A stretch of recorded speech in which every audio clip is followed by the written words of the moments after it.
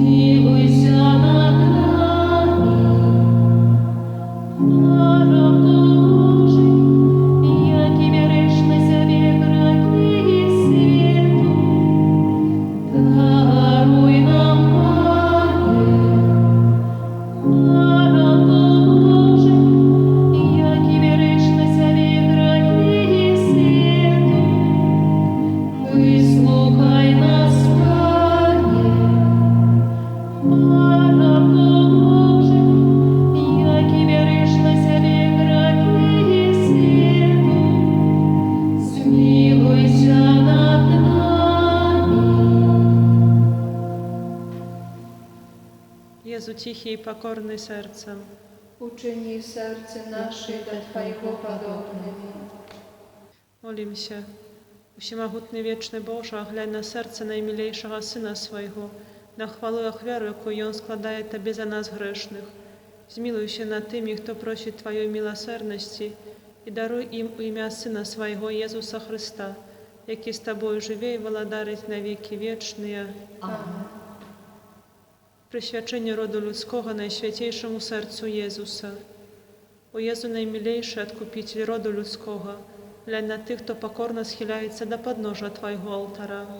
Ми Твоя власність і Тобі належить хоче. Сьогодні кожен з нас щиро віддається найсвятейшому серцю Твоєму, каб ще більше з'єднатися з Тобою. Многие зусім не ведают Тебе, многие отвернулись от Тебе, погарджаючи заповедями Твоими. Змилуйся над одними и другими, о Єзу найласкавіший, і притули усіх до святого серця Своего. Благодаром будь нам, о Єзу, не тільки вірникам, які ніколи не відступилися від Тебе, але й синам марнотравним, які Тебе покинули. Допоможи, каплятних очей вернулися яни в батьковський дом і не згинули від нестачі і голоду. Будь благодаром для тих, хто помилково ці праздня згоду отлучився від Тебе. Приведи їх до пристанку правди і единства віри, каб хутко настала одна учарня і один пастир, а дари костел Твой безпечною свободою, дай всім народам супокой згоду. Учини, каб на всій землі, від краю до краю, один узносився голос. Хвала Божому серцю, раз якое прийшло для нас збавлення. Йому хвала і пошана навеки. Амин.